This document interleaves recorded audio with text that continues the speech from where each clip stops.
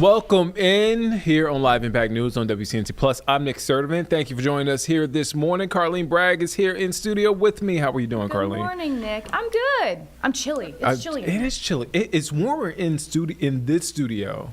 In the newsroom, it's frigid. The newsroom is freezing. Yeah. I'm like, what is going on, guys? Yeah. I know we got to keep this equipment cool, but Nick is running cold. Yeah, now I'm cold. Oh, man, my nose is cold. Yep. No, it's not cold. How's the main studio feel, Majestic? It's always cold. Yeah, you guys think it's cold out in the newsroom right now. Cold. It is so cold. It's freezing, and I get the lights and everything, but whenever they shut off or turn down the AC in the studio, I'm like, oh, this is great. This is great. But I understand. We got lights and all that stuff. Yeah, but it doesn't have to be a butcher shop.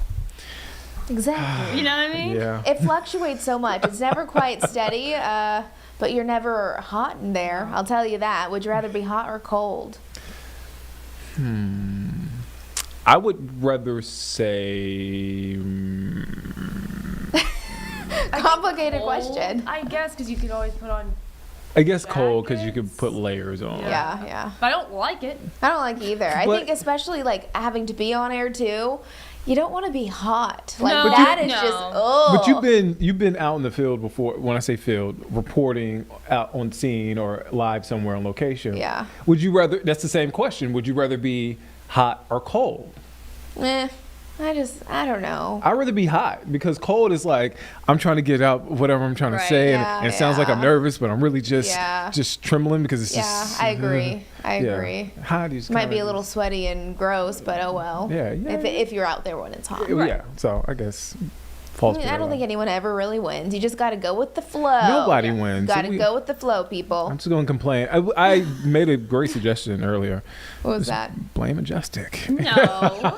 We don't do that. Exactly. Okay, I'm sorry. Because if it was up to me, then you really wouldn't like the forecast. I know you're new to mornings. You don't hear all the time. We don't blame Majestic. I was about to, that's not a segment? That's not a thing? No. Blame Majestic? Goodness. I thought we were friends. He's coming in hot this morning. No, okay, see, this is why they don't have me fill in for Jane at all. Goodness. Sweet Jane would say, well, here's Majestic. Yes. Thank you so much for joining up with us today. Meanwhile, Nick just complains. Yes. Yeah, that's me. That's Nick. He's saying what people are probably thinking at home.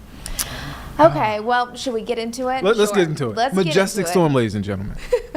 All right, story today is that we actually have had a few light snow flurries out there. Now, not everyone has seen it. We're not talking about significant snow or anything like that, but of course I was doing traffic this morning on WCNC, and a lot of our area roadways actually had a light dusting of snow. North of Charlotte, talking about areas like Kannapolis, out towards Hickory, up towards Boone and Blowing Rock, really just a trace of snow. This is what we have right now on our satellite and radar. Of course, all the white, that's indicating the cloud coverage. Today it's going to be a cloudy and cold day overall. But hey, at least the rain yesterday, I mean, that really helped to melt a lot of the snow. I saw sidewalks, driveways, just main roads really continue to improve a lot. So even though yesterday was not a really pretty day, at least it is starting to give us some relief from the snow, because I know many of you are are over that. I've noticed in my backyard it's becoming so muddy and messy. The dogs go outside and then their paws are all,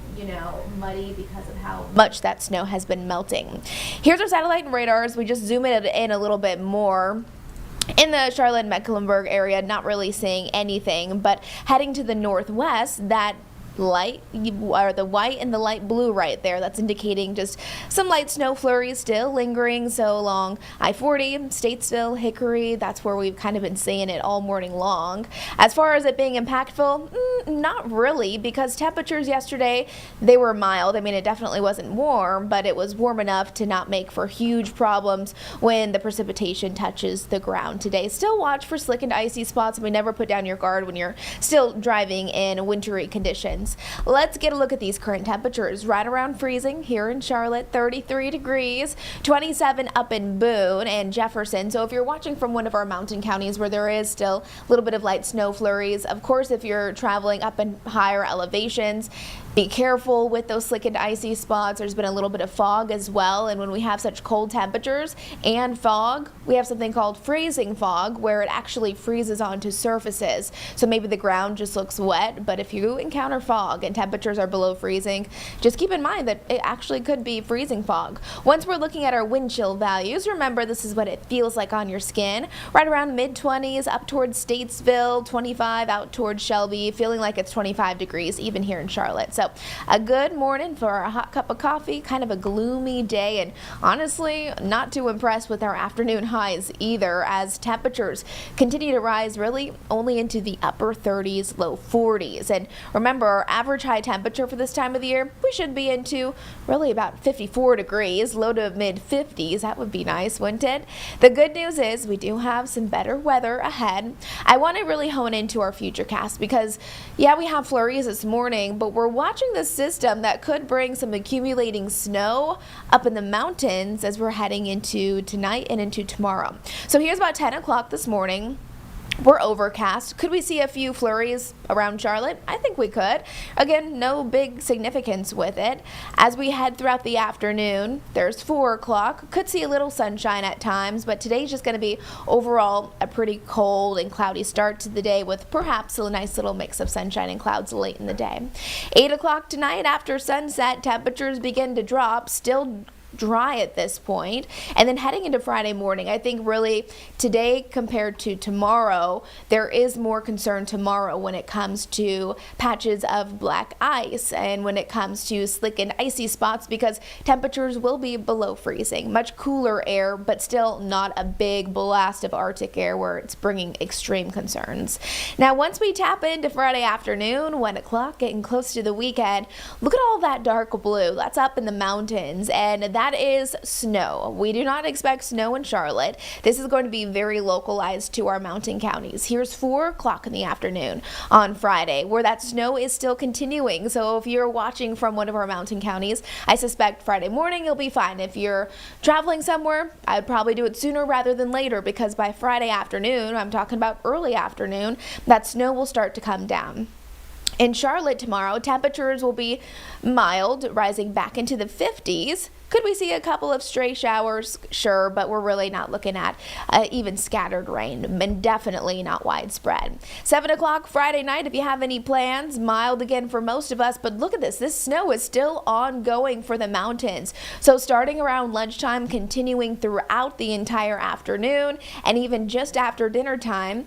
By Saturday morning, here's 6 o'clock. I'm really looking forward to Saturday because it's going to be the nicest day that we've had in quite some time. Chilly in the morning, clear skies and sunshine though. One of those really pretty Saturday mornings where it's just gorgeous outside, a little cool and a little crispness in the air, and then into the afternoon, temperatures will begin to rise. I think temperatures on Saturday should climb back into the 50s eventually. Now, with this system that's bringing in some mountain snowfall, again tonight, again on Friday afternoon, it's also going to start to really increase those winds. You can see later in the evening, here's 6 o'clock on Friday. Look at those winds up in the mountains. I mean, it's not out of the question for a wind advisory to be issued, so those winds could even gust above 40 miles an hour at times. So again, if you have something outside that might blow away or get damaged, make sure it's all tucked away.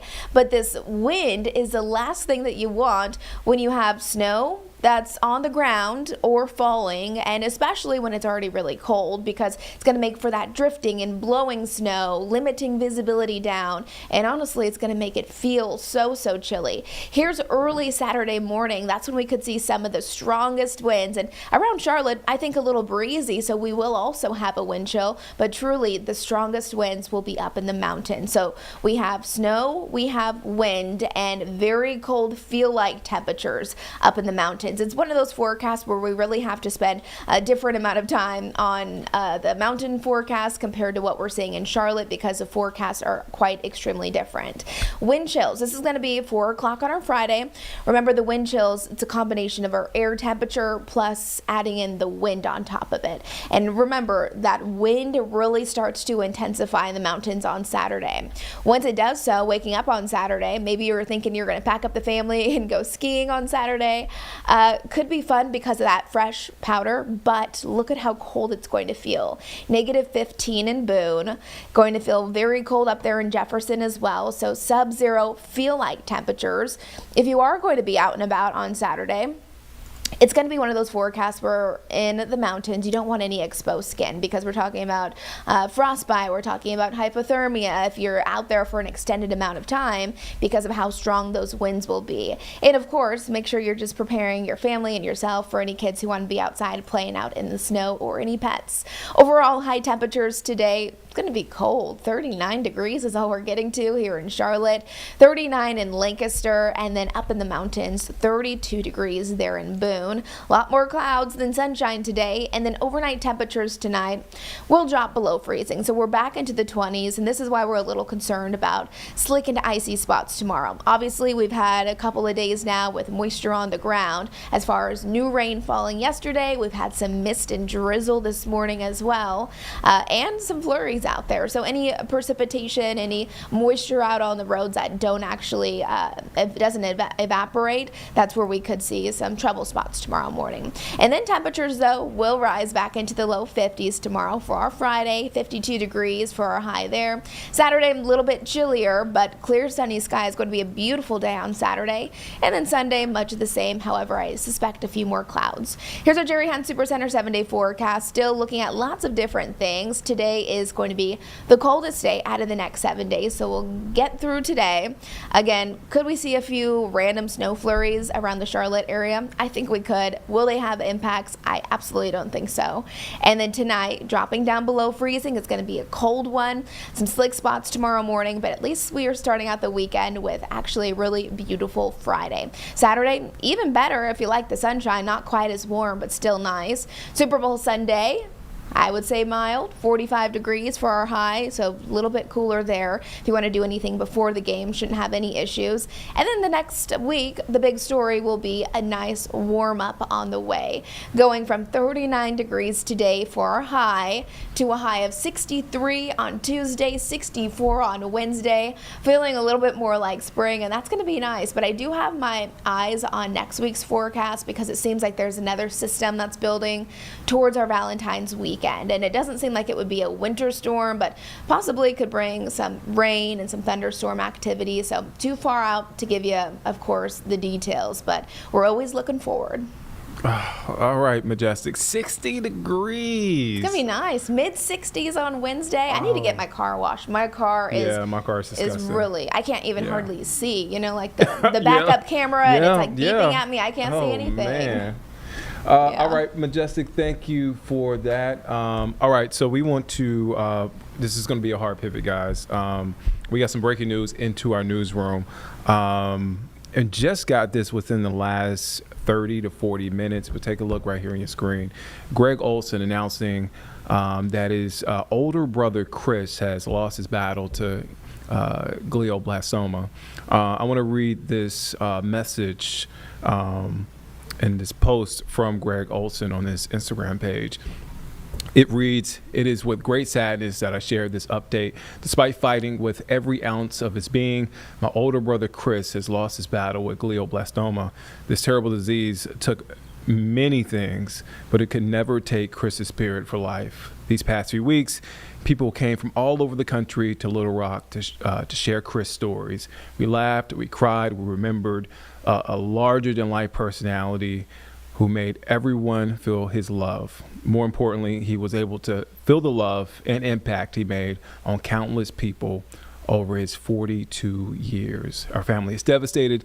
Everyone could take a lesson on how to live life from Chris." Again, this is a post, a touching post, emotional post from Greg Olsen there, basically updating us, if you followed Chris's journey, and letting us know that his older brother, Chris, has passed away.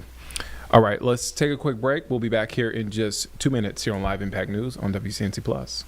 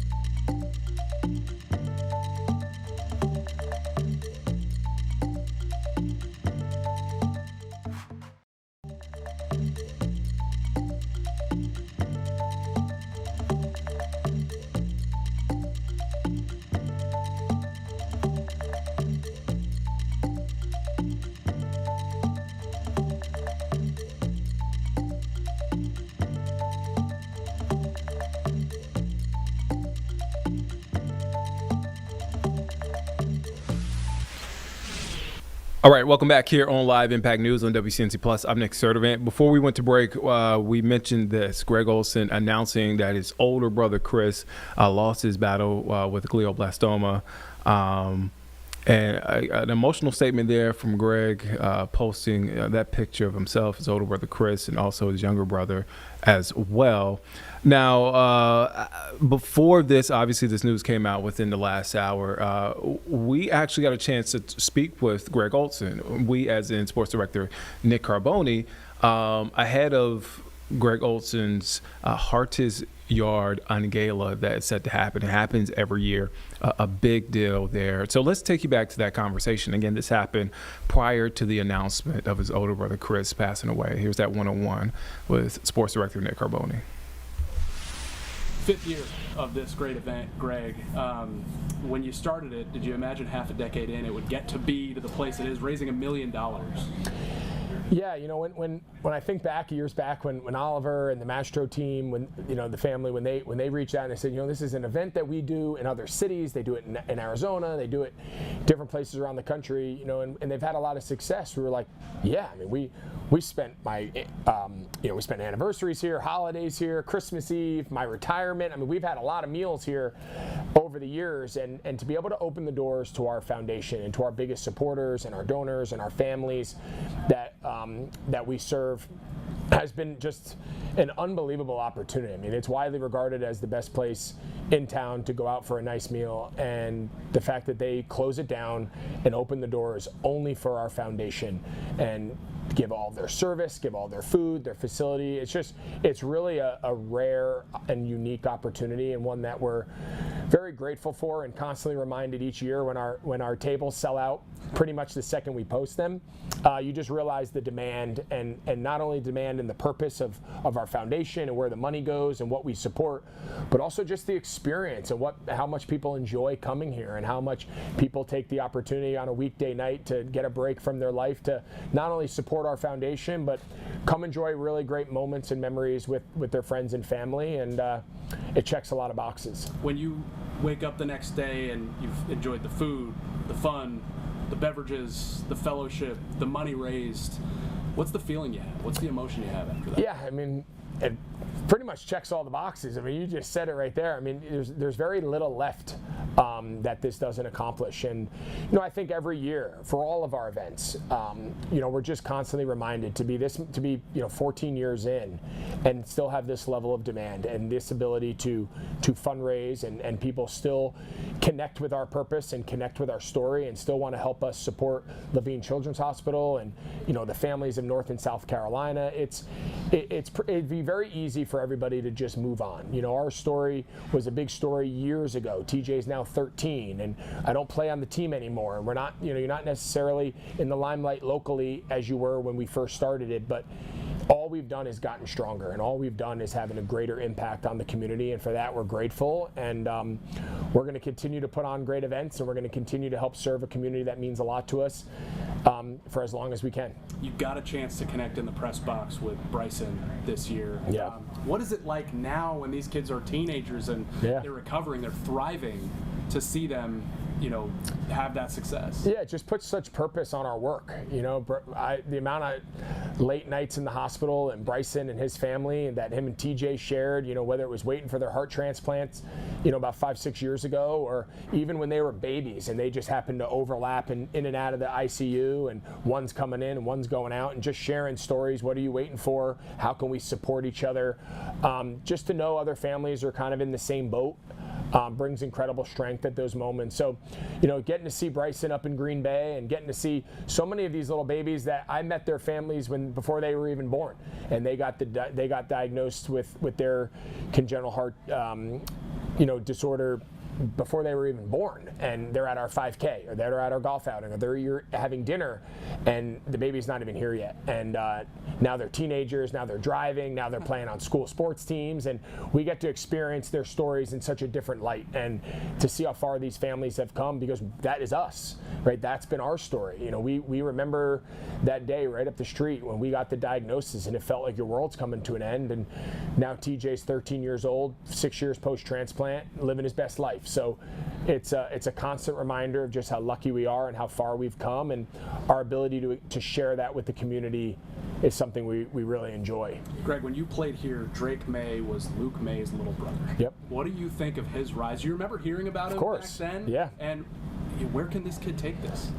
Yeah, I mean, he's pretty special, and I think anybody that saw him, I mean, again, to say he was going to be a top 5 pick and be in the Super Bowl in year 2, I don't know if anybody predicts that, but, I remember when he was supposed to be the quarterback at Huff, and then Huff brought in a transfer, and he had to go play at Myers Park, and, he was the Myers Park kid, and he was just as good at basketball as he was in football. Just a special kid and a great athlete, comes from a great family, gotten to meet his brothers a couple times. They're all still very present in the community. Gotten to know Drake and Ann Michael, actually randomly sat next to them on a flight a year or 2 ago and got to share some time. So just a great guy. He's everything you want your NFL star to be. He's humble, he's unassuming, he's ultra competitive, and obviously wildly talented. So to see him kind of get Charlotte sports back in the limelight a little bit this year and tell that personal story has been really cool, and certainly I think the whole city's pulling for him. On the other side, what lessons can Sam Darnold's story, his journey, teach a franchise that's having patience with a young quarterback, including one right here in Charlotte? Yeah, I mean, Sam might be the best story in football, and for all the right reasons. I think, so often coaches and parents get up there and they talk about dealing with adversity, and they talk about, riding the ups and downs and being, non-emotional and continuing to work hard and show up every day when things aren't going your way. Here's a guy that was a top national recruit, quarterback at USC, top pick in the draft, and certainly his NFL career doesn't go according to plan in a couple spots, and kind of reinvents himself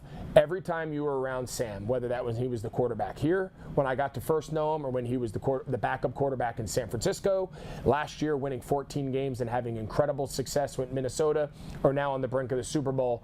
When you talk to Sam, you couldn't tell which phase of that journey he was in. He was always the same guy, always a great guy to be around, never down on himself, never too high. He's the perfect lesson to share with your children. He's the perfect lesson that the NFL should be spreading all around. Like, it's everything that's right about sports, and I couldn't be happier for him. I know you couldn't be happier for Panthers fans right now. You had a view from the booth for that, really cathartic day. First home playoff game in 10 years, the atmosphere, the drum with Cam on it. You had done it a couple weeks prior. What is that like for you, just as a former Panther and a resident of this place? Yeah, it was awesome. I got to bring my two boys to the game, and for them to see the stadium like that again and tell them stories about when you guys were 3 or 4 and we were in that Super Bowl run that year. This is what every game was like, and I'm so happy for obviously for ownership and Mr. Tepper and Dave Canales and Dan Morgan and the job they've done building that locker room, and Bryce, the players, and just the community, right? Just for the entire Panther community. Our kids are doing Friday Panther Day, getting ready for the playoff game, and people wearing their gear around town, and the stadium was electric, and I got to the stadium like 4 hours early, and there's traffic and there's tailgating, and it was all Panther fans.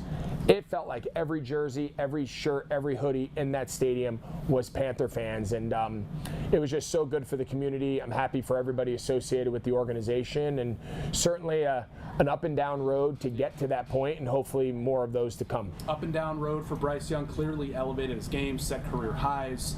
The passing offense, struggled and then popped, and then struggled and then popped. What did you see from him in that playoff game that you think can be sustained? Yeah, I thought he was awesome. I thought that's as well as we've seen, especially that first half. I think I even said it.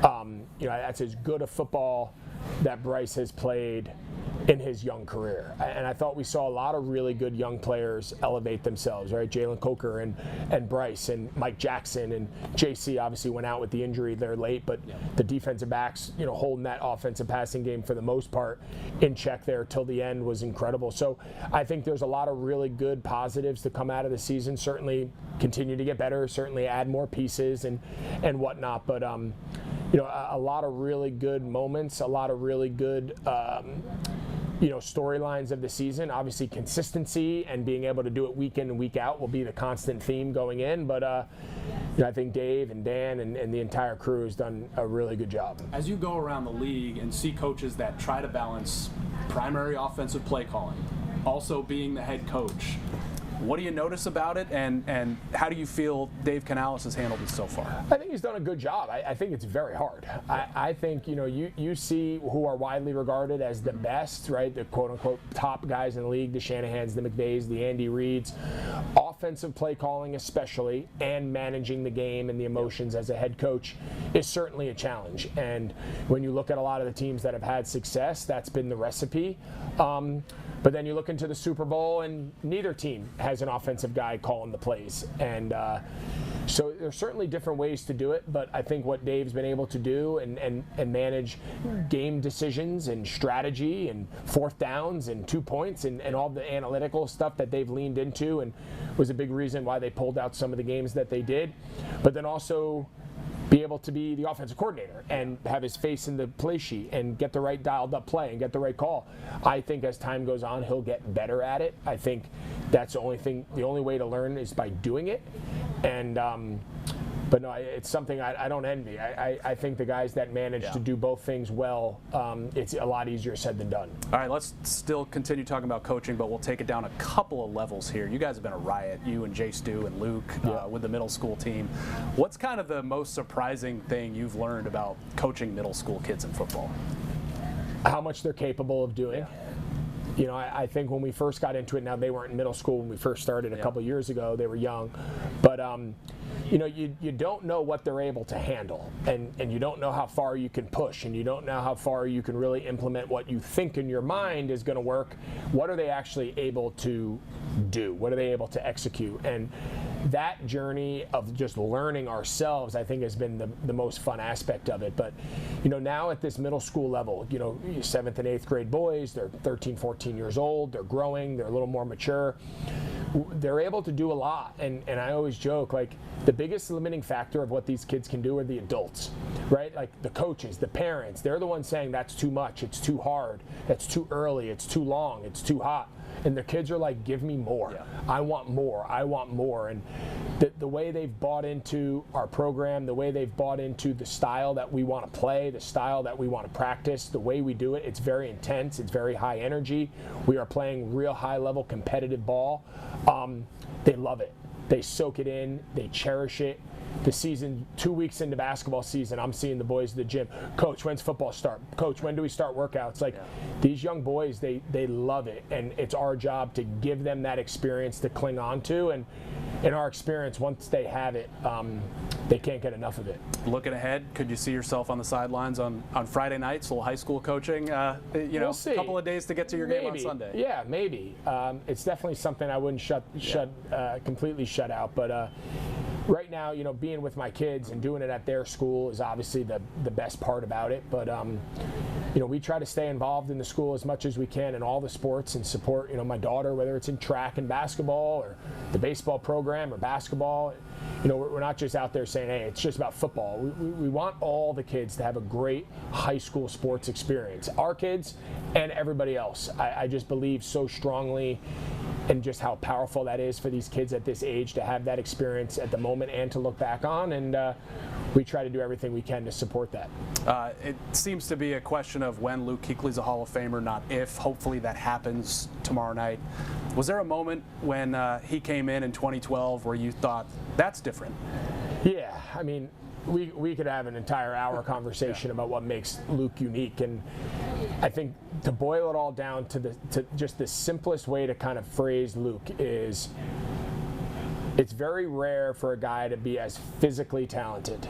Run, jump, tall, strong, fast, catch, the physical attributes, and also go around with the personal attributes, the mindset, the intelligence, the personality, the humbleness, all of those boxes, and then to be able to fuse them all together, and you get like a killer on the field, and then like the guy you want your kid to grow up to be like, and you want your daughter to marry. Like, he's that good of a dude, and his morals and his values and his friendship and everything about him, it's just a very rare combination in today's world. And that's really what it boils down to for Luke. And I hope I'll be there tomorrow with him. Hopefully we're celebrating, and hopefully what's right will be done. And I think it'll be a great day for him. It'll be a great day for his family, for the organization, and certainly one we're looking forward to. Hopefully it opens the door for some other guys in that window of Panthers football. Do you allow yourself to go there and think about, you know, if you might wind up in Canton, you've done things at the position guys hadn't done before you did it? Yeah, you know, I don't. My kids probably talk about it more than I do. You know, I understand kind of the lay of the land. I understand the amount of really good tight ends that are waiting to get in, you know, the Jason Wittens of the world, and, you know, in a couple years there'll be Gronk and, you know, Kelsey and Kittle, and, you know, the position is getting more and more crowded. It's producing more and more high-level players than ever before, which is certainly part of the game. You know, I understand my last couple years. If you would have asked me in 2016, I would have said, yeah. I said, I'm on my way. Obviously, you know, the way the season ended with the injuries and just never quite getting it right. My production for 10 years being as consistent as anybody's, and then the final couple years, maybe it looks a little bit different. So I'm not I'm not naive to that. I understand the reality of this game, but I also look back and say that doesn't define my career. I'm proud of what I was able to do. I'm proud of what I was able to accomplish in 2 different spots. Well, 3 really. But it's not something I'm holding my breath on. It's not something that I'm counting on. And it doesn't really define what I was able to do. All right, Greg, enjoy the Super Bowl. Enjoy the young gala, man. Yeah, man. Appreciate it. Good seeing you. Yep, you too. Thanks, man. Appreciate you. Yeah, thank you. Really great sit down right there with Greg Olsen, the Hardest Yard Gala, set to happen February 23rd. I believe that's on a Monday, so make sure you check that out. That program is part of Olsen's Receptions for Research, which supports families of children with congenital heart disease, like his son TJ, who was treated at Levine's Children's Hospital. So yeah, and thoughts and prayers go out to the Olsen family as again, Greg Olsen announcing that his older brother Chris passed away. He had made that announcement within the last hour. Okay, let's head to break. We'll be back here in just 2 minutes here on Live Impact News on WCNC Plus.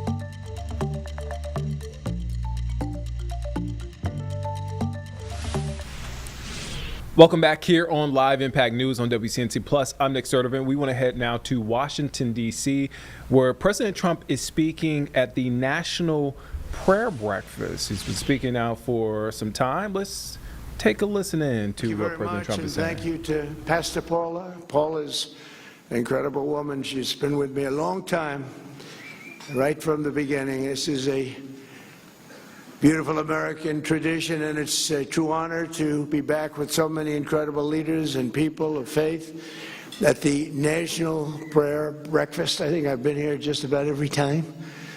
It's hard to turn it down. I don't have the courage to turn it down. Sometimes I want to.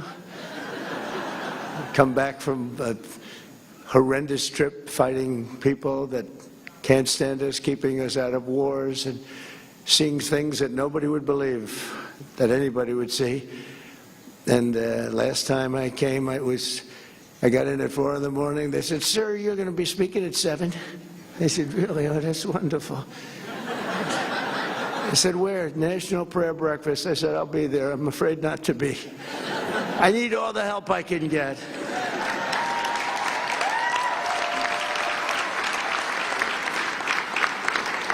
And you know, I never get a fair break from the fake news, which is back there. That's a lot of fake news. Because last time I was having a lot of fun. We had a big crowd. We had 60,000 people, and I'm talking about the fact that I will never make it to heaven. I will never, ever. And I was being funny. I was trying to be, you know, you can't be sarcastic with them because they write your words, and they don't, the people who read are much different than that. But I said, I'm never going to make it to heaven. I just don't think I qualify. I don't think there's a thing I can do, but all of these good things I'm doing, including for religion, you know, religion's back now hotter than ever before. I mean, I have to tell you. But I said, even though I did that and so many other things, I named things, I said, I won't qualify. I'm not going to make it to heaven. And the New York Times did a front page story that Donald Trump is questioning his life and the meaning of his life. No, I was just having fun. I really think I probably should make it. I mean, I'm not a perfect candidate, but I did a hell of a lot of good for perfect people. That's for sure. Right, Mr. Speaker? But I want to thank the dozens of members of Congress here this morning, including a man of immense faith and immense talent. He's a very talented man. He's a small minority. It's just really, because we go back and forth between minority and majority, and half the time we're minority and we still win. How do we win with a minority? You know, we have a couple of people that I consider to be negative. But we're 1 up, 2 up. Sometimes we're 3 up. In fact, we'll have 2 more victories very soon. We'll be 3 up. And we consider that having a massive majority, okay? Right, Mike? That's considered. We're not spoiled. Can you imagine if we ever picked up like 20 or 30 seats? Wouldn't that be pretty? That'd be too easy. I think it would be too easy. It wouldn't be fun. I get these calls from Mike. Sir, could you speak to so-and-so 3 o'clock in the morning? You know, we have 2 types. We have the type that goes along with us and believes in us, and they're with us all the way. And that, I would say, is 95%, right? And then we have the type that needs a little love all the time, no matter what it is. For the easiest thing on religion or republicanism, the easiest thing to pass, they always make it difficult, but they always get there. But I have to call them always at 3 in the morning. I'll always get that call. Sir, Speaker Johnson's going. So I get a, hi, Mike, what's up? What time is it? So it's 3 in the morning. So we have 9 names giving us difficulty. They want to have a phone call. I said, all right, let's go. Here we go. Same 9 all the time, right? You know? So I call up. I say, Chip, how you doing, Chip? Hello, sir. Sir, I can't quite get there. I just don't know. Could I come over for breakfast? You know, we have a 9 o'clock vote, right? I said, really, is it not? Sir, you got to get me there, sir. Let's have breakfast, Chip, great. And then I get others, pretty much the same. And I don't want to name too many, but I would. And they always get there. We have one that doesn't get there. We have one guy. He's an automatic no. No matter what. If we did welfare reform, if we did the greatest thing in history for religion, no matter what we did, no matter how good it is, greatest tax cuts, and we just did the greatest tax cuts in history, he voted against. He voted. Now, no matter what we do, this moron, no matter what it is, we could put them all together. I think, Mike, what would you say the top 5 things? Name them. We'll put them in one bill, and we'll put them before we get 100% vote, except for this guy named Thomas Massey. There's something wrong with him. We call him Rand Paul Jr. You know, it's like they just vote no. They love voting no. They think it's good politically. The guy's polling at about 9%. It's not good, but we have great support, and we have great support for religion. You know, I've done more for religion than any other president. When Paula was saying that, it was so nice. I was proud of it, and I said, that's true. I told the people backstage, what she said is true. Who else would say that, right? But it is true. But then I said, but that's not saying much, because not too many presidents have done too much for religion. I want to tell you that.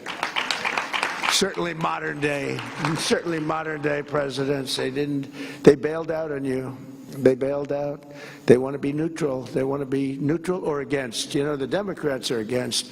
I don't know how a person of faith can vote for a Democrat. I really don't. And I know we have some here today, and I don't know why they're here, because they certainly don't give us their vote. I certainly know that we're not going to be convincing them to vote for a little thing called voter ID. It polls at 97%. And even the Democrat, the people, the voters, are at 82% for voter ID, but the leaders don't want to approve it. They said they will strike, they will not allow it to happen. It's polling at over 90%. It's called voter identification. When you go to the polls, you show, yes, my name is so-and-so, and I live in the country. I'm here, I can vote. They say, that's not allowed. And no, everyone's trying to figure it out. And they do something to win. You know what it is? They cheat. But let's get on to another subject. No, at that, they're the finest, probably anywhere in the world, I would say. But we're trying to pass voter ID and other things having to do with your religion. And getting the Democrats to vote is very, very tough. But we're grateful to the co-chairs of the breakfast, Representatives Ben Klein and Jonathan Jackson and Governor Bill Lee of Tennessee. Thank you very much. Thank you very much. Thank you very much. And I want to thank a man who's been with me for a long time. We've been friends, and I used to be interviewed by him, and all he wanted to talk about was war. I said, this guy, you know, he's very smart, went to the top schools, was a top student. He's like me. I was a very good student, too, but nobody would think so, you know. And nobody thinks Pete was a good student. I don't know. They think him as a tough cookie, a flamethrower, which I like, actually, in the position of Secretary of War. But he has done some job. Pete Hegseth.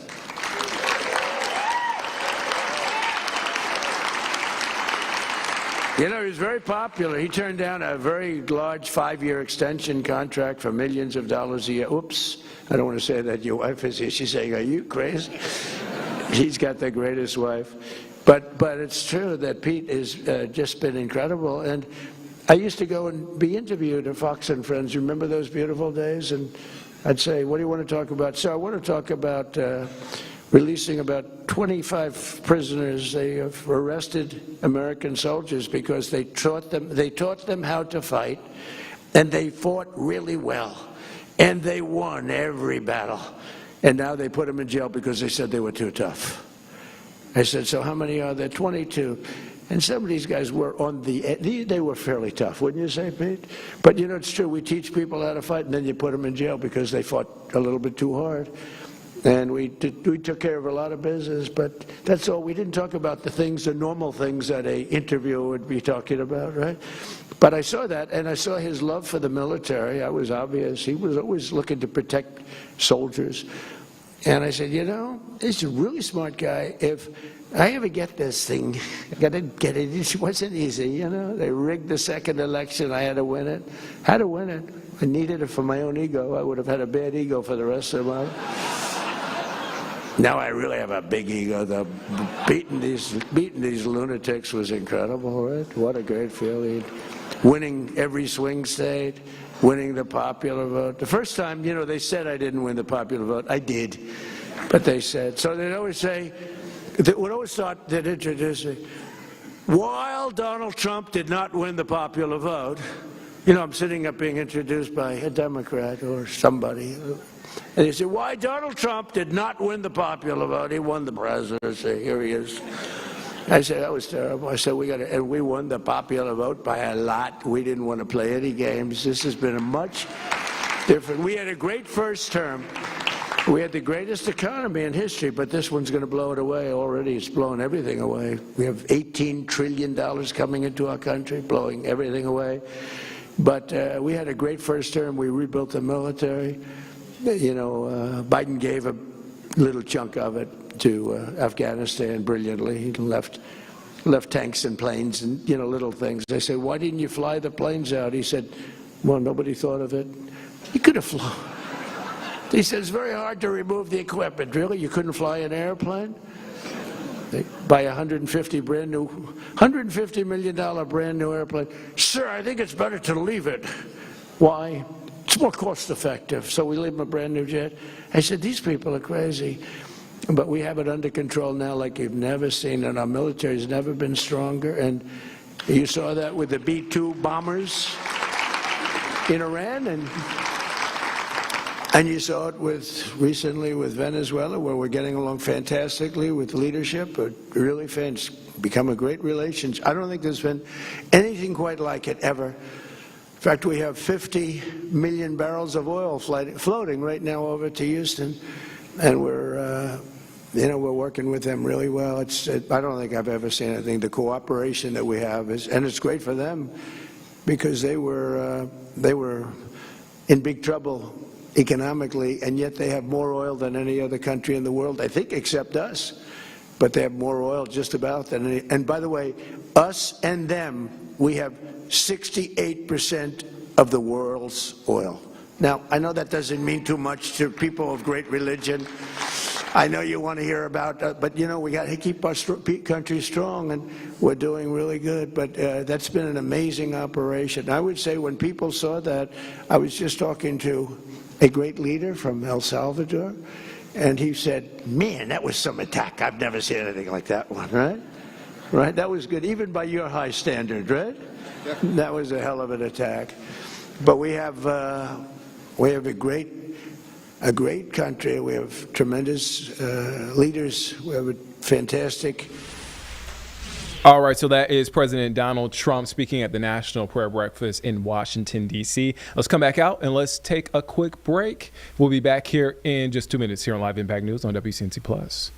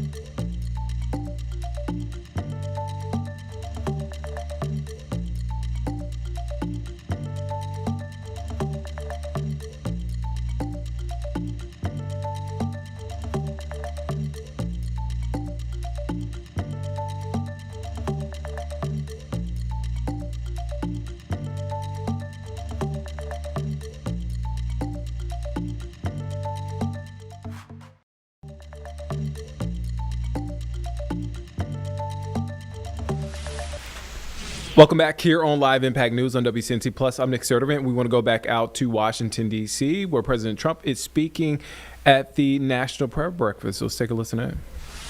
A cabinet with unbelievable bench, and one of them is Attorney General Pam Bondi, who may be here. Where's Pam? Is she here? Where? Where are you, Pam? Where? See, she wants to keep it nice and low key. You're really catching fire, by the way, Pam.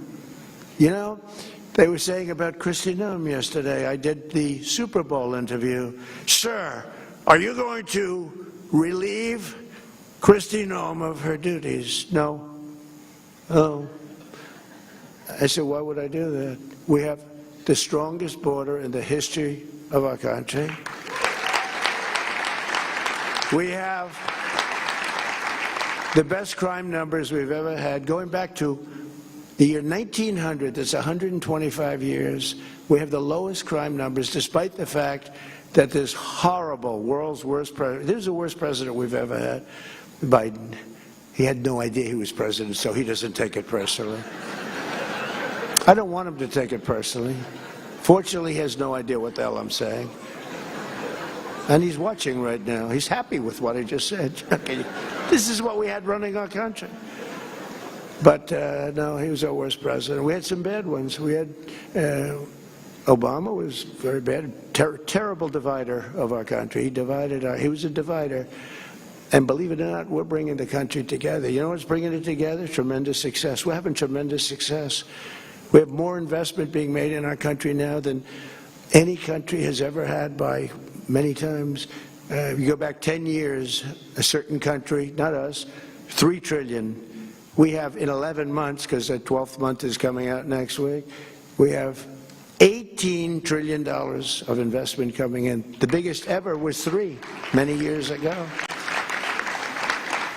And one of the reasons for it is Secretaries Doug Burgum and Doug Collins. They are drilling like, you know, my whole thing was drill, baby, drill. Where are they sitting? I love those two guys. Come on, stand up. And is Catherine there? That's Catherine. Yes. Hi, Catherine. Chris. What they are drilling like nobody. I spoke with Chris yesterday, Doug. I said, how we do, sir? We're drilling more oil than anybody's ever drilled by double, right? By double. We're doing it. That's why I was in Iowa last week with the farmers who were doing very well. We just handed them $12 billion out of tariff money because they were taken advantage of by foreign countries, various foreign countries. And I said, how much was it that they got hurt for? $12 billion. I said, good, let's write them a check. I gave the farmers $12 billion. And they don't even want it. They just want to be treated fairly. But we're getting it from that, but we're getting it with nobody's ever in history, and we've never done it either, like anywhere close. We're taking out more energy out of our beautiful land, oil and gas, clean oil and gas. And I always say, clean, beautiful coal. You know, the only thing I told these two guys they have to do, because they're the greatest energy people in the world, the best, I said, when you mention the word coal, anytime you mention coal, C-O-A-L, anytime you mention it, has to be preceded by two words, clean and beautiful.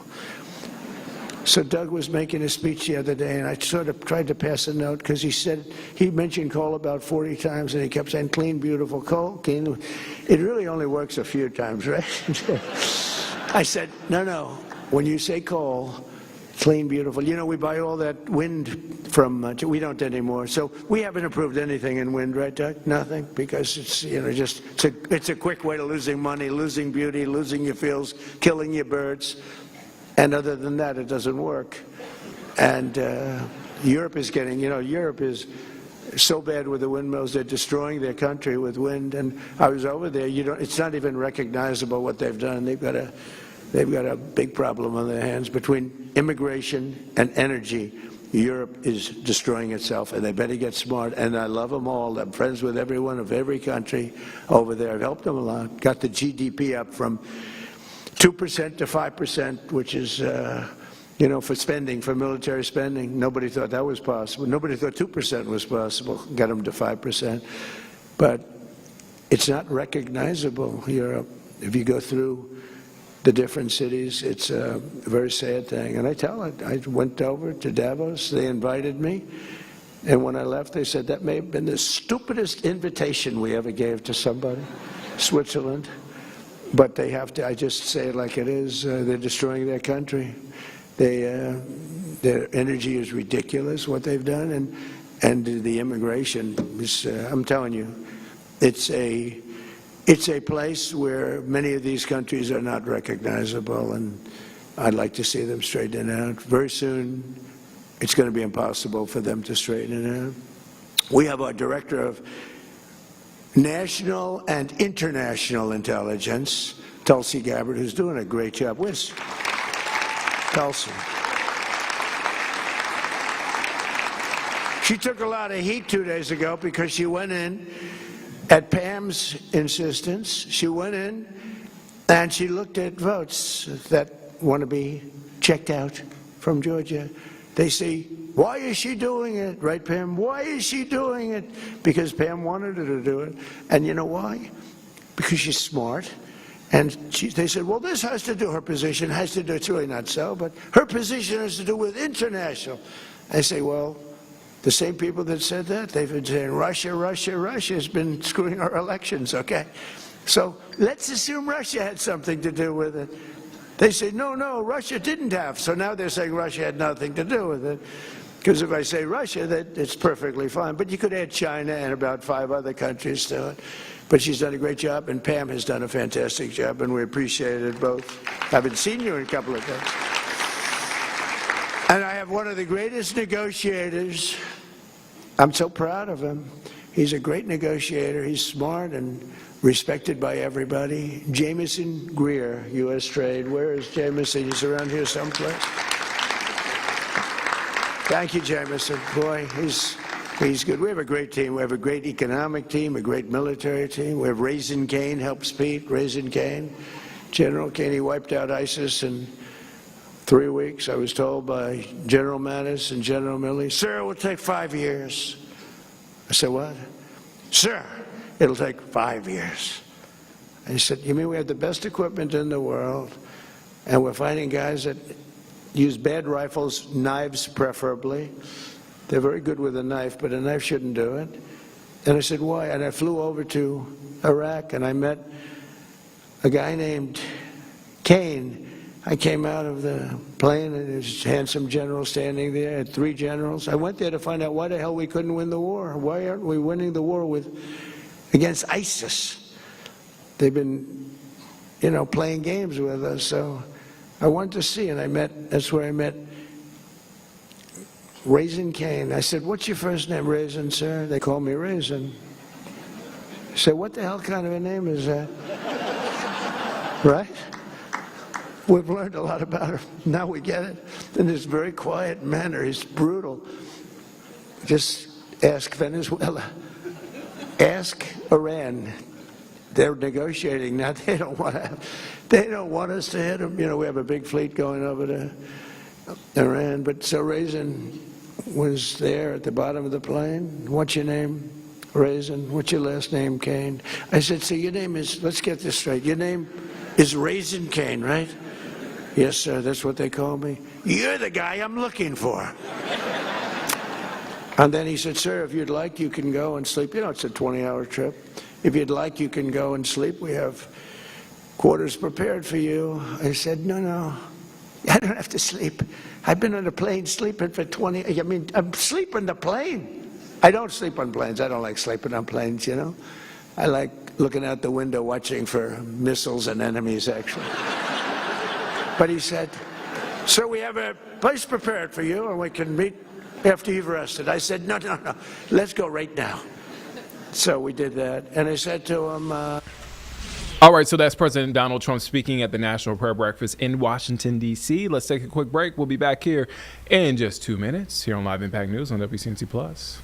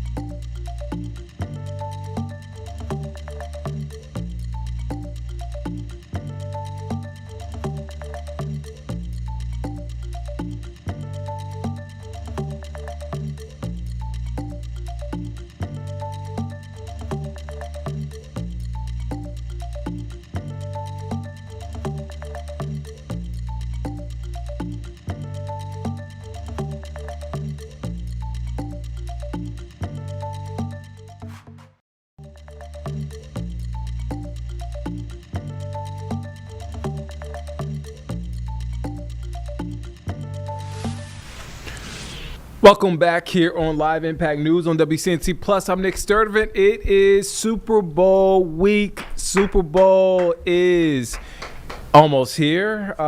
You heard the claps. That's from Chris Mulcahy. Chris Mulcahy is clapping because not only is he a big fan of the Super Bowl, he's a big fan of the Super Bowl because his team is playing in the Super Bowl. Well, even as and I don't like to use this word in front of my son, stupid Pats fan, that I can be overly optimistic. I did not in a world imagine this, or else I would have won a lot of money putting the Patriots go to the Super Bowl. Oh, man. Okay. How confident are you going into the game? Well, what side of the brain? Are you talking about the stupid Pats fan or the realist? Ooh. Go with your heart first. Oh, then we're gonna win 28-24, just like we did 11 years ago. Okay, now your head. We're gonna lose 28-24, just as we should have done 11 years ago. Because if you're remembering, it was one of the most historic plays in Super Bowl history. 1 yard line. You have a man that goes beast mode, and you throw the ball. However, give the credit to the Patriots. They actually practiced this play because they knew that this was their play. That Malcolm Butler saw it coming, jumped in front, interception. Patriots win the Super Bowl. But before then, because I'm cheating on this because I recently saw the highlights before I came into work. Russell Wilson completes a insane pass where I forgot who the receiver was. On his back. Curse. Was it Curse? It might have been Curse. It might have been Curse. Or Golden Tate. One of them. Oh, yeah, one of those two, yeah. On his back, catches the ball, and you're like, no way. He caught the ball. It was a completed pass. And then Marshawn Lynch on the very next play runs it right to the 1 yard line.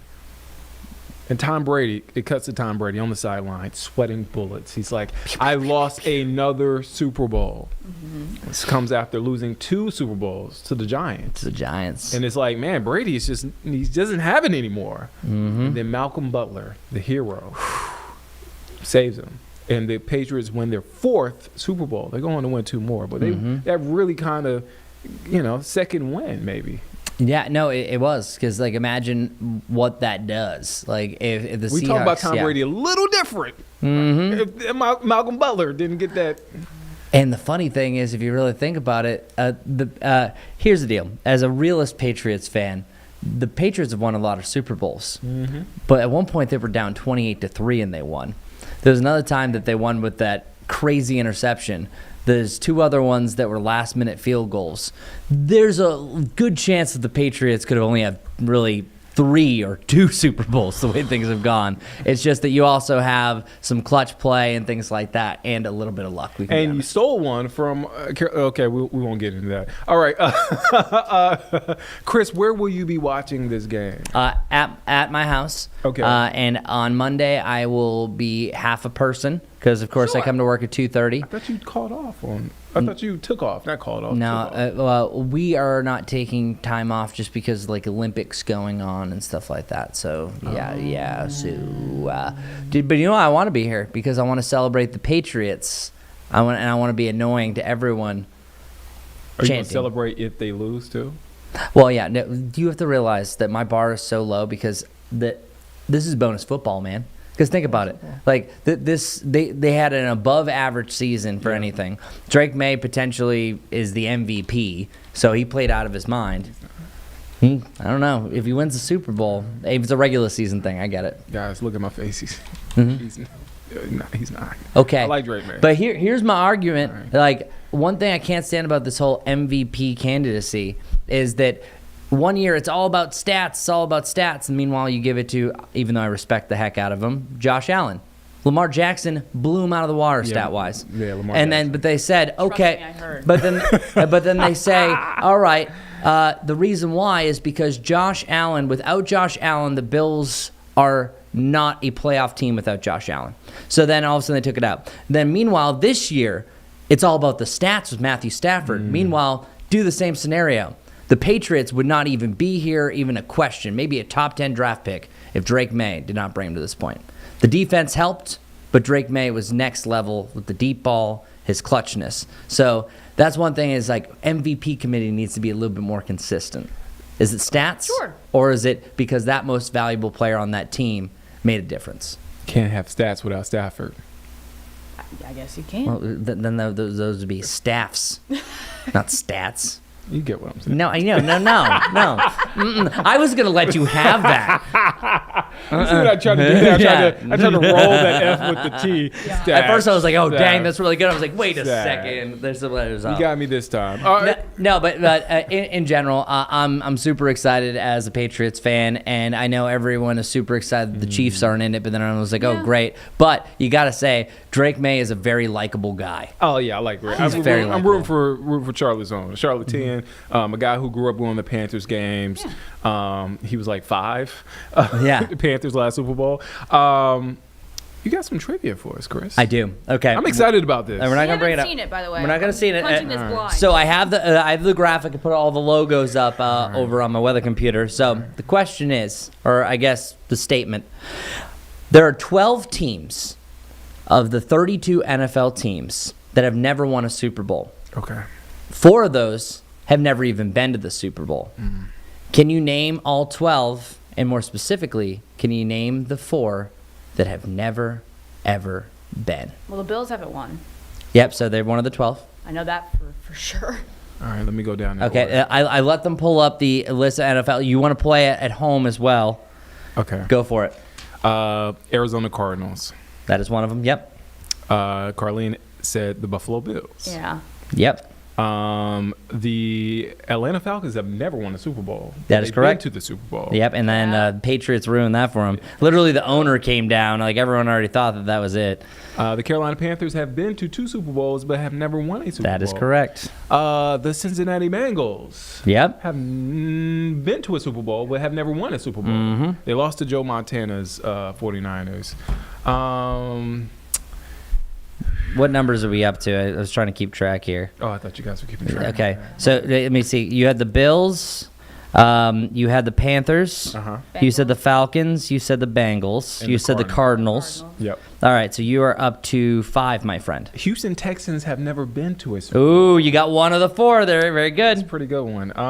Wait, do you want to give Carlene a chance? Oh, go ahead. I'm sorry. I got excited. I'm sorry, Carlene. I got excited. Have ever been? Anyone, and never been or never won. I'm gonna give you a hint. I don't think. No. Okay, no hints. Okay, no hints.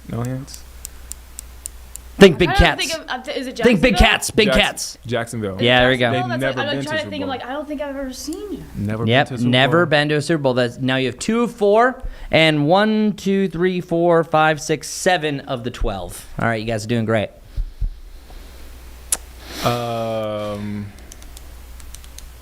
Never been, never won, right? Yep. Okay, so this is a tricky one because I want to say this team, and I may get it wrong because I know what you're about to say. They moved. Yeah, that. Does that count? So technically, what you're about to say, just say the team. Does it count? Does a move count? Or is it the same franchise? No, it's just like pretty much by the name. So I know what you're about to say because the Browns moved to the Ravens. Yeah. Yeah, and then the Browns started up again. So yes, the Browns are another one that have never been. So that counts. That counts. Okay, that counts. Yeah. Okay. So that's 3 of the 4. Yeah, that is kind of the trickiness, but yes. The Browns came back in like 99, 2000. So you guys are missing 1 that have never ever been, and you're missing let me see, 1, 2, 3, 4 that just for the Master 12. What about a team that didn't change names, but they changed cities? Does that count? What are you about to say? I don't want to get it wrong. Does that count? So then start finding some safer bets. I'm trying to just like go through. I mean, the like, Chargers have never won a Super Bowl. Okay, there we go. We got another one. All right, but they've been to a Super Bowl. Yes, that is correct. Yes. So you're still looking for the last one, unless I missed it. It's one of the oldest teams. So you have Bills, Browns, Jags, Panthers, Falcons, Bengals, Cardinals, Chargers, and Texans that you've named. And so the Titans far have never won a Super Bowl, but they've been to the Super Bowl. There we go. You got another one. So now you're missing 2. One of these 2 have never been to the Super Bowl. The Detroit Lions Boom. never won a Super Bowl. That is, but they've won. They've never been. They've never been. Yeah. They have one of the oldest franchises, and they've never been. Never been. They actually went the longest time without even winning. But like, Like I said, you have no soul. I took over this game. I'm just sitting here thinking, like, going through each range, I'm like, no, they've won. No, like, you Yeah, know, I know. It's hard. And some of these teams that move, or it's been a long time, like the Giants, right? It's been a long time. Well, it hasn't been that long, but it's been. Yeah. Jets. The Jets have been it's been a long time, but the Jets will have won a Super Bowl. They have won a Super Bowl. They have won a Super They're Bowl. not on this list. You guys are only missing one team. You have the Bills, Browns. They have never won a Super Bowl. Never won a Super Bowl. You have the four. It's the Browns, the Jags, the Lions, and the Texans. Those are the four that have never even been. You're missing one more that has never won a Super Bowl. So the Ravens have won. I want to say. I want to say the Vikings. Is it the Vikings? Is that your final answer? I don't love But I don't love but the way purple people eaters, right? Am I? Carlin, bring up the graphic. Oh no! Give me. Bring up the graphic. Nope, it's you've already printed it. You are correct, my friend. I am it was correct? The Vikings. Oh! It was the Vikings. I gotta make you sweat, man. That's the way. That's what a game show host is supposed to do. Y'all made me doubt, but I was like the Vikings. Good job. Good. Hey, and thanks for playing at home. Thanks for piecing that together. But yeah, there it is. You guys did really good. There it is. Oh, man. But again, better luck next year to the 12 teams that are on here. Of course, the Seahawks have been 3 times. The Patriots are officially about to go for their 12th time.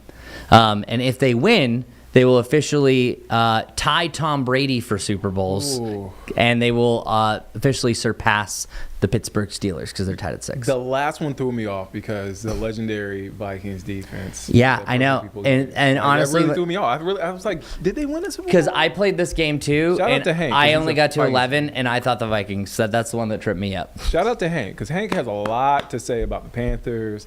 He just really he would come to my desk and troll me about the Panthers. Oh yeah, I know. But his team has never won a Super Bowl. I know. But the thing is, he backs it up with stats. Like I don't argue with Hank. He's got an amazing brain. When's the last time the Vikings been to the Super Bowl? Ooh, I don't even know. You want to know the last time they got close to the Super Bowl? Like really close? Outside of the Brett Favre one, the one that's heartbreaking, they lost off a field goal against the Falcons back in '90. Oh, I know which one you're talking about. And wasn't it like Gary Anderson, like the Yeah. leg, like he doesn't miss? Yeah. And that's a side note, as we like to go off on tangents.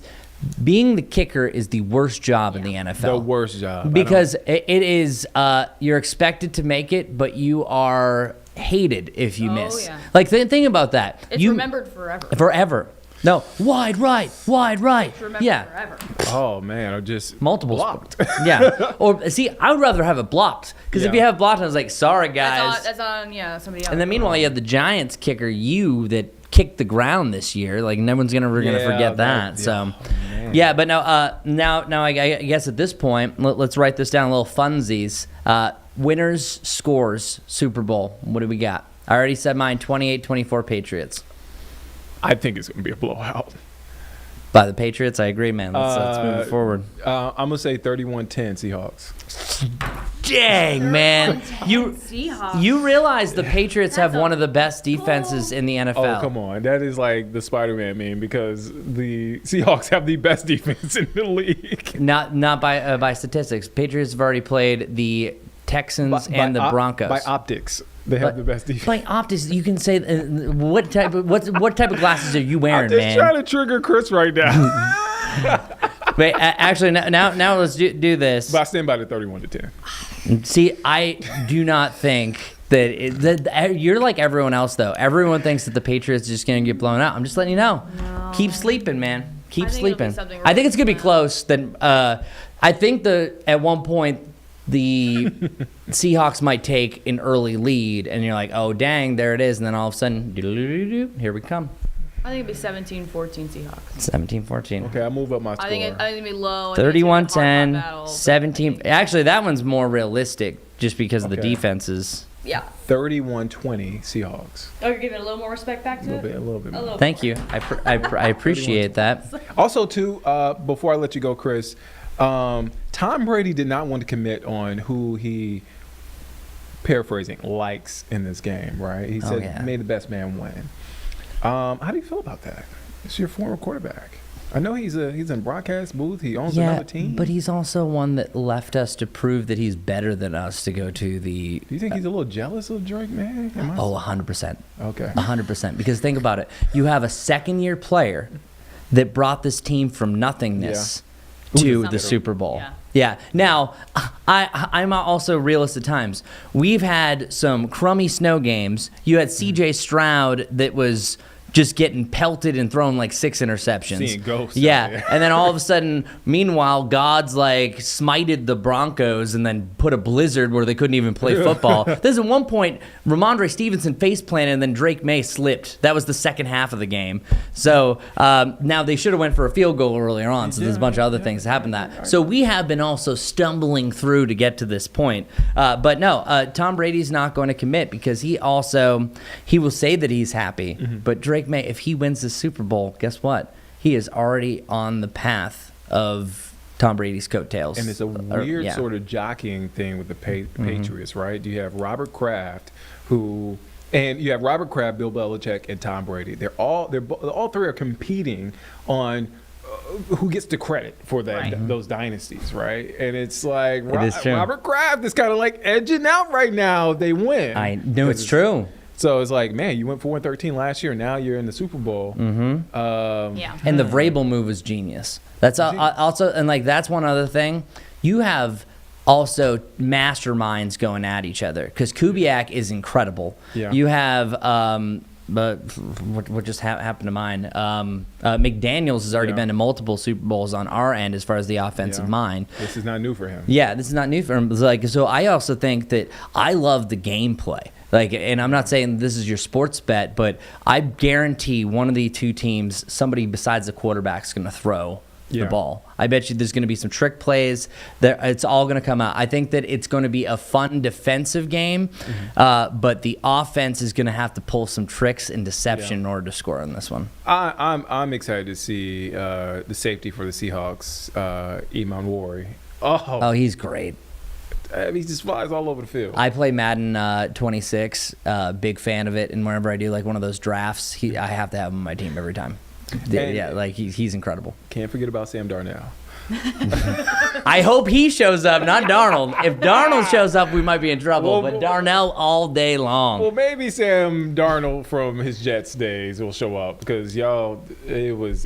I'm seeing ghosts. Did you ever see that? Yeah. I mean, he still sometimes see ghosts. Yeah, I don't know. Well, truly, to beat the Patriots, the most rushing yards that. The Patriots have not allowed a single running back to give up over 70 yards versus them.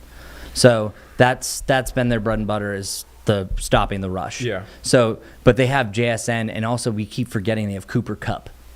Guess of Cooper Kupp, like the Triple Crown winner. Kupp came up big in the NFC Championship game. So no, it's not going to be easy, but I'll stay optimistic. But most importantly, man, I want a good football game. Yeah, of course. Because you want a good football game. Of course. So, Chris Mulcahy will check in with you on Monday to get your thoughts. I will come in at 10 o'clock. Sure. I'll be here too. I'll pop in. You're gonna pop in? I'm gonna pop in. You sit here. I'll be here. We'll have a powwow. Jane will be here. And it's gonna be either like I'm jumping out of my seat, or I was like, hey, no, do you know what? It was a really good game. It's hard fought. I'm really proud of my team. You got to wear the jacket either way. Dude, you know I will. You know I will. I was just hot, or else I'll have it on right now. Yeah. Ladies and gentlemen, Chris Mulcahy, thank you for joining us, sir. And thanks for playing our game. That was fun. Yes. Let's take a quick break. We'll be back here in just 2 minutes here on Live Impact News on WCNC Plus.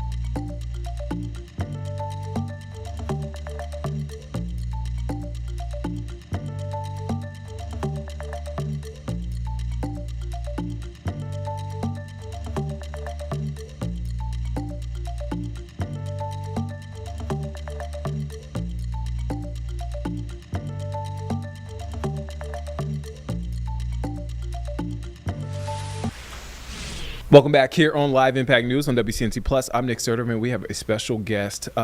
She's familiar with the digs here with the neighborhood Live Impact News. This is her first time. This is her first time. Giovanna DeMarco, Carolina Ascent.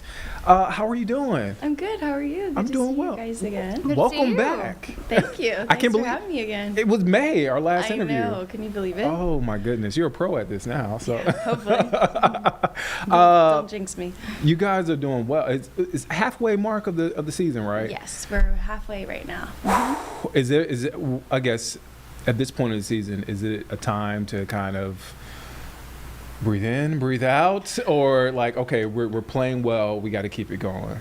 I think it's time to put our foot on the gas a little bit. Yeah, I think the fall season, we did well. I think we came off a great foundation from last season.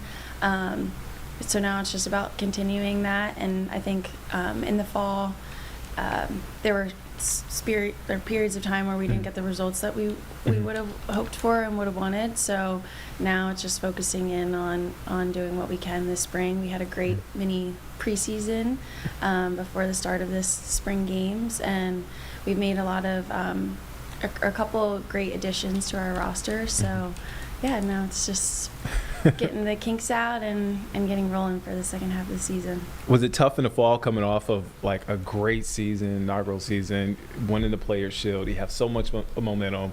I mean, you guys were the true winners here in the Charlotte area. I love my Panthers. I love the Hornets. But I'm just saying, I'm just putting it out there. But was that tough to kind of transition back and like, okay, we have expectations now, right? I think like a lot of the girls, and me included, you try to just avoid thinking about like the outside pressures of that, but that was a super exciting time for us, and to like bring that home to Charlotte was really special for our team, and it being the first, like the inaugural season of the Super League was awesome. But we had a short off season, so there wasn't much time to enjoy that and soak it up. We got right back to it in July, so and started preseason. So now we just been continuing to roll after that. What have you learned from the fall season going into the spring season? Like, and I guess what are you going to take from what happened in the fall season and carry over to the spring season? Like I said before, I think there were spans of the fall where there was results that we would have hoped for that we didn't get, and so going into the spring, we really wanted to focus in on our attack. I think that we have a great foundation. We're able to build out of the back super smooth, and really exploit teams and go around teams and get chances. It's just been, now we've just been super focused on finishing those chances, getting numbers in the box, and getting more goals. So that's been something that we've been focused on from the fall going into the spring. Do you pay attention to the standings at all? Because you're surging in the standings, fourth, and then you play Lexington SC, who is number 2, I believe. Do you pay attention to the standings at all, or are you like, okay, I don't even want to look at that? Occasionally, we'll look at it, because I think that's just our natural competitive nature, and given that we were at the top of the leaderboard for finishing the season last year, the regular season, and how the whole season went last year, I think all the girls, and myself included, definitely have that sort of expectation, if you will. But yeah, you can't focus too much on it. But yeah, I'd say we're at a good spot right now, given that we are in the top half of the leaderboard. But we have to continue rolling for this second half. Lexington SC, Carlene's from South Carolina, so I just had to throw that out there. Not from Lexington. Well, I know you're not. Well, I mean, with the school of Columbia. I went to South Carolina, so I went to school in Columbia, but I don't like call it home. Yeah, you don't call it. I don't. Yeah. Oh, it's Lexington, Kentucky. Okay. Lexington, South I Carolina. was thinking South Carolina. Okay. I mean, I can't help it. I'm sorry. My bad, guys. I was trying to give props to Carolinas. Lexington, Kentucky. Never mind, Carlene. You walked away from the conversation. Yeah. The South Carolina one's probably better. I make mistakes. Well, going into the game, I mean, they're ranked second. I mean, there's a target on their back. I mean, do you look at it that way when you look at them? You're in fourth, you're in second, they're in second, and you're like, okay, yeah, we really, like you said before, got to put our foot on the gas going into spring. I think going into each game every week, each game is a challenge for us. No matter what place a team is and what the rankings say, every game's a battle, and especially if you're home or away, those are contributing factors into like how you might perform on the given day, and yeah, like any team is going to do well on their given day. We have great personnel in this league, so no one in particular we're looking at. Like, it's not like we're thinking, oh, Lexington, like second, yeah, like, and every game's a challenge, and each week we prep for that, and we look at the specifics of what we need to exploit from them, what we're gonna get from them, and yeah, so that's how we handle it. Side note, I was about to be really impressed. I was like, wow, Lexington has a soccer team? Thank you. That makes way more sense. I just want to throw that out. How do you pace yourself through the season? It's such a long season. Like, because injuries happen, fatigue happens, and you're just, how do you pace yourself throughout the season? It is definitely tough, especially like I said before, where we had a little bit of a short off season in the summer. But I think obviously we're playing at this level. We have such a love for the game, and we love showing up every day to play, and that's what makes us happy, and that's what we chose to do for our career. And so that makes it easy. Given that we love our jobs so much, and I'm sure like you guys love what you do too. Yeah. And but yeah, just focusing. There's so much that you can do to set yourself up for success outside of training and everything. We're grateful for all the like partnerships and all the things that we're given here in Charlotte that get our bodies right, like our cryotherapy and our cold plunges and sauna. So there's ways to wind down and reset and get ready for the next training session or next game, and that's super helpful. My last question before I get you out of here, Giovanna.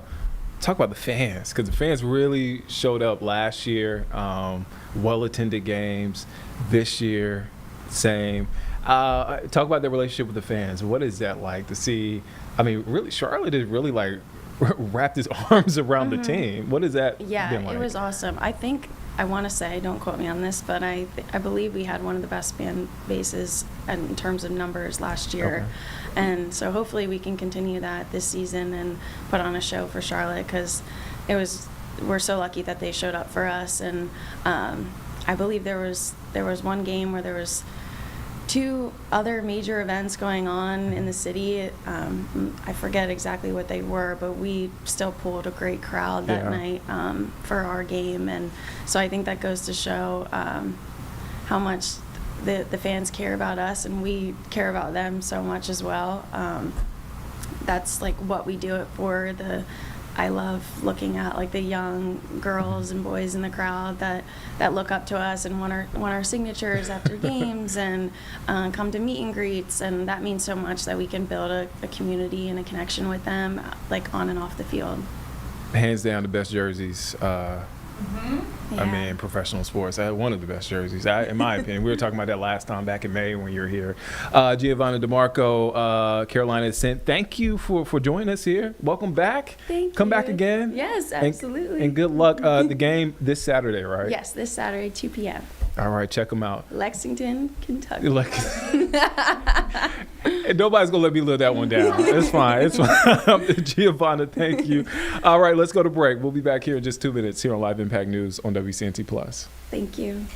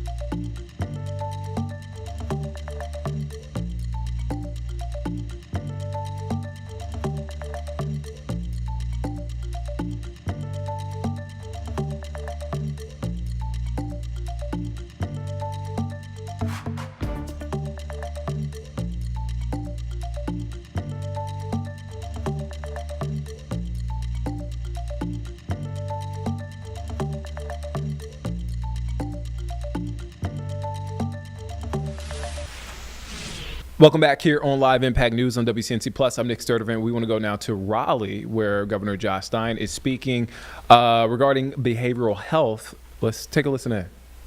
Let's start at the beginning. When someone is in a crisis and they or someone else calls 911, law enforcement often responds to these calls for service, whether a crime has been committed or not, because we all know that law enforcement is there for us 24/7. But that can take an officer off the street fighting crime, and there may be other people who are more professionally trained to deal with the person's crisis. That is why we must expand the co-responder model here in North Carolina. That's when you join law enforcement in coordination with social workers and mental health professionals to respond to service calls. Whether it's embedding a social worker at the 911 dispatch to identify which person should be responding to which call, or strengthening the relationship between 911 calls and 988 calls.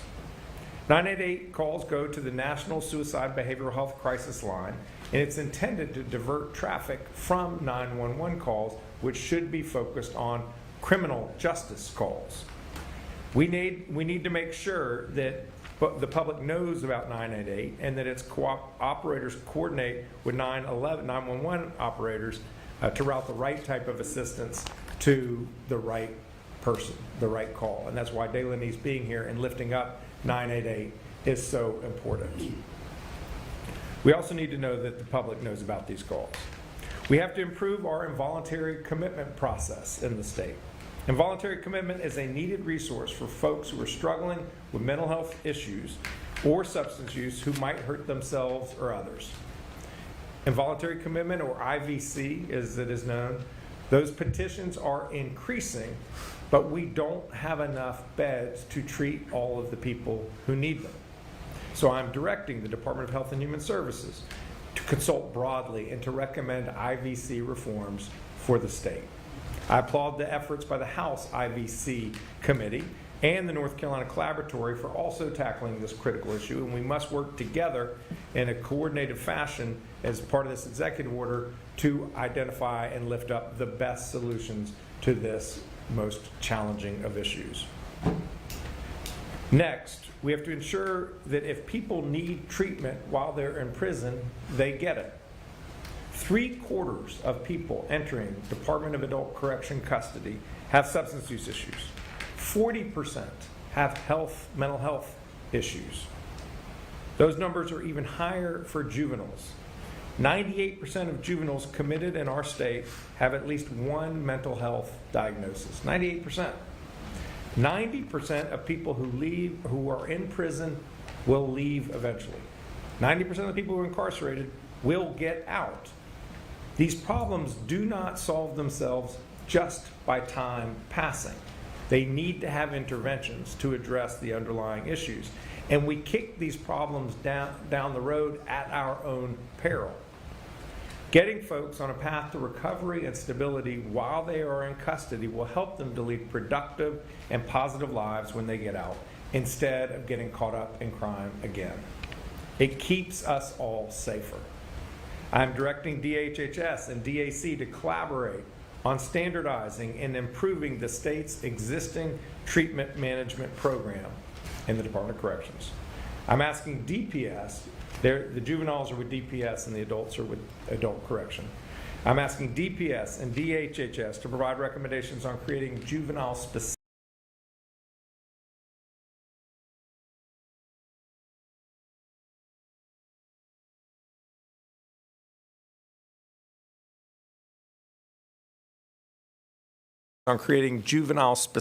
mental health crisis unit that will help get these young folks the appropriate care they need when they are in our youth development centers.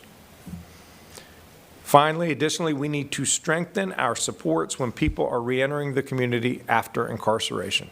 18,000 people will leave a state prison this year and come back into the community. This is referred to as reentry, and reentry can be a very challenging time of transition. If people do not have the support that they need in place when they get out, it's all the more likely they will repeat the behaviors that led them to getting incarcerated in the first place. I'm directing DAC and DHHS to recommend strategies on improving and expanding supports for people with mental health conditions who are leaving custody, whether it's getting them connected to healthcare services, housing, or job opportunities. These strategies will further the state's ongoing Reentry 2030 goals. As we're looking to strengthen all parts of our behavioral health and criminal justice systems, we must support our frontline workers, the public safety and behavioral health workforce, who are doing the hard and important work of serving people in need. Our law enforcement and correctional officers who keep our communities safer, and our behavioral health workers who provide people with critical treatment, they are the backbone of public safety and public health in this state. Yet we have too many vacancies in these essential professions. And when we don't meet our staffing needs, it just adds to the burnout of those who are doing this hard and important work. The vacancies we have in these positions, they're not just numbers. They have a real impact on our lives. At the Department of Adult Correction, we have a vacancy rate of nearly 50% for correction officers. 1 out of every 2 positions is unfilled. It shouldn't be a surprise, frankly. Starting correctional officer pay in North Carolina is 49th in the country.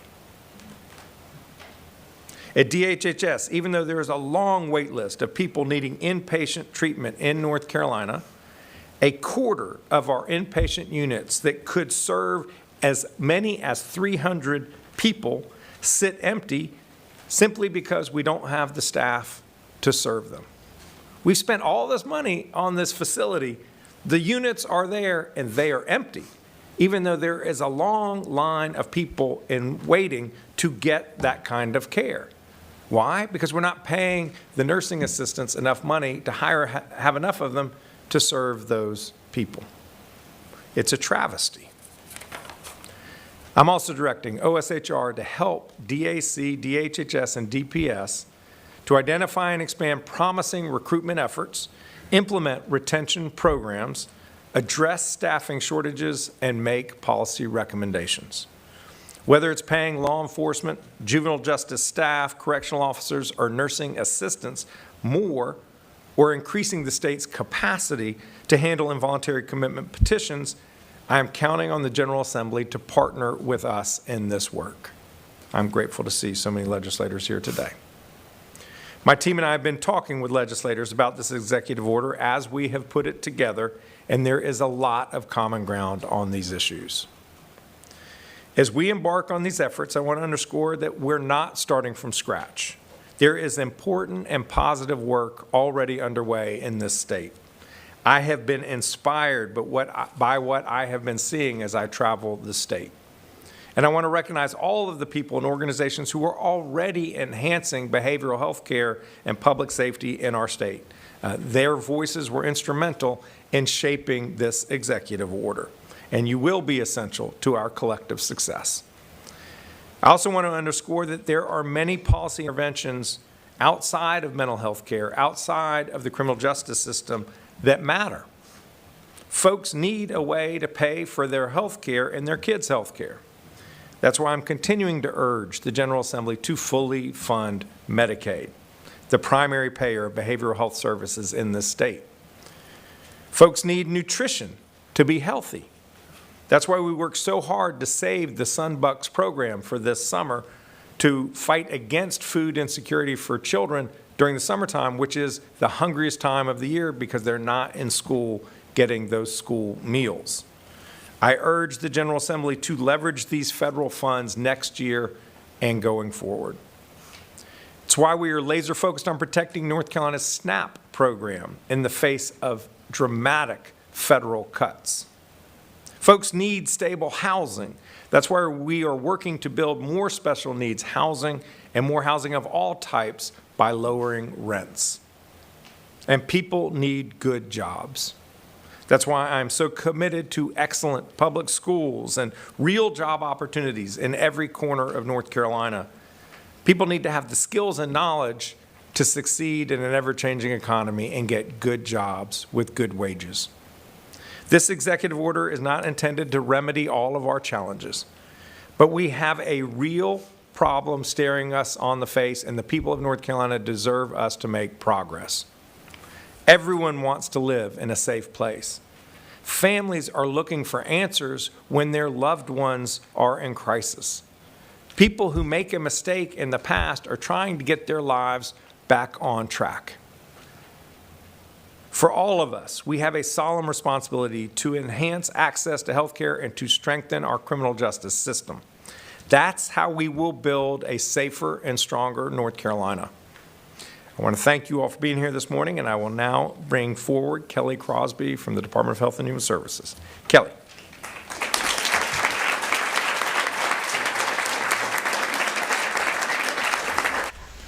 All right, let's come back here at home and let's take a quick break. We'll be back here in just 2 minutes here on Live Impact News on WCNC Plus.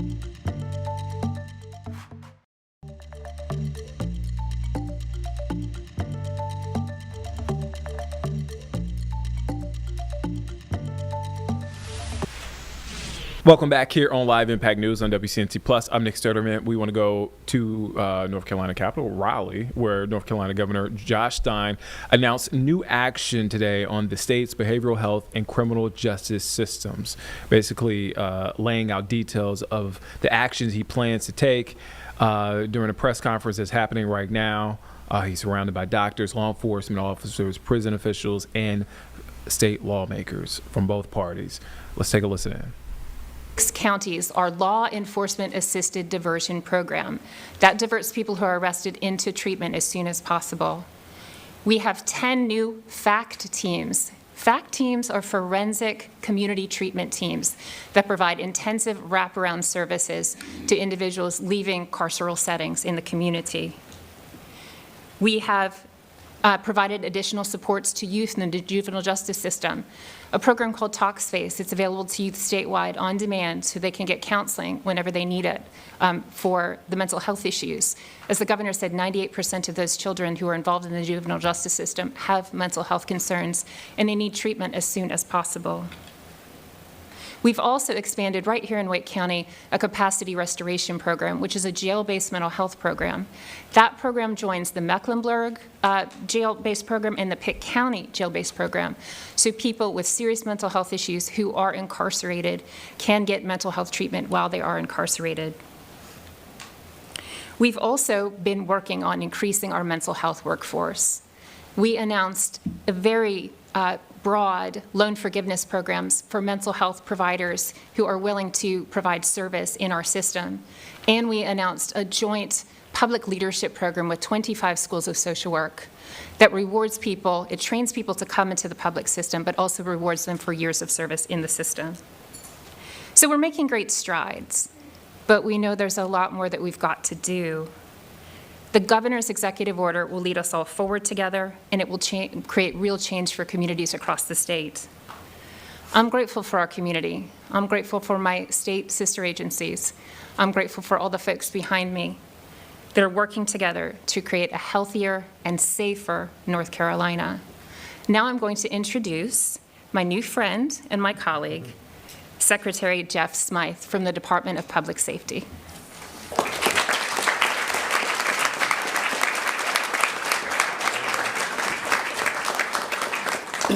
Good morning. Thank you, Governor Stein, and thank you to everyone who's here today. It's a testament to your commitment that you braved the cold to get here, so thank you so much. I want to start by saying how strongly I support this executive order, why it matters so much to the work we do every day in the Department of Public Safety. I spent 35 years as a police officer in 2 states. Regardless of the shape of the badge or the color of the uniform, public safety professionals have been placed on the front line dealing with mental health issues for decades. We know that 40% or more of our calls relate to individuals experiencing mental health issues. Not all are in crisis, and yet they intersect with law enforcement far more often than folks realize.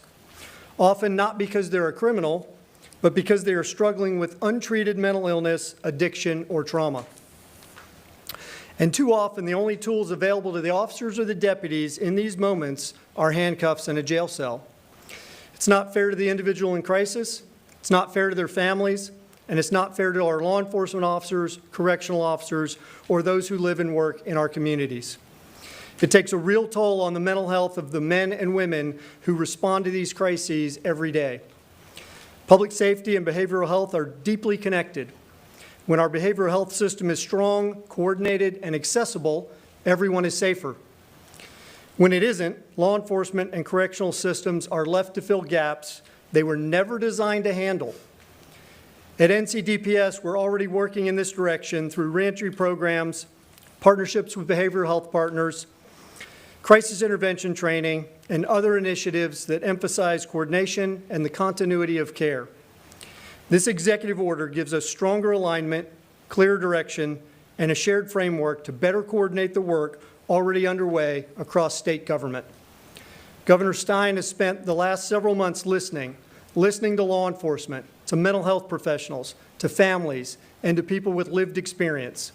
What they've told him is clear. We need better coordination, better access to care, and better outcomes. This executive order moves us closer to that goal. Governor, thank you so much for your leadership and for recognizing that investing in people's health is one of the most effective ways we can invest in public safety. The Department of Public Safety is proud to stand with you as you sign this order and put these commitments into action. Thank you. Governor.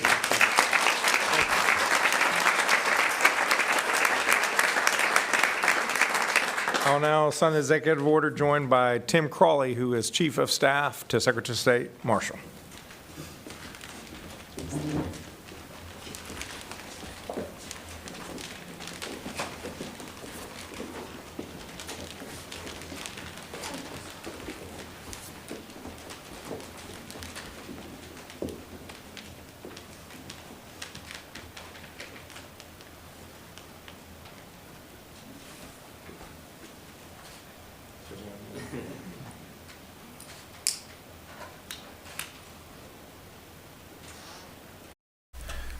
All right, so that is Governor Josh signing the executive order. Again, this announcement, new action on the state's behavioral health and criminal justice system, surrounded by fellow lawmakers, law enforcement officers, doctors, prison officials there in Raleigh at the Executive Mansion.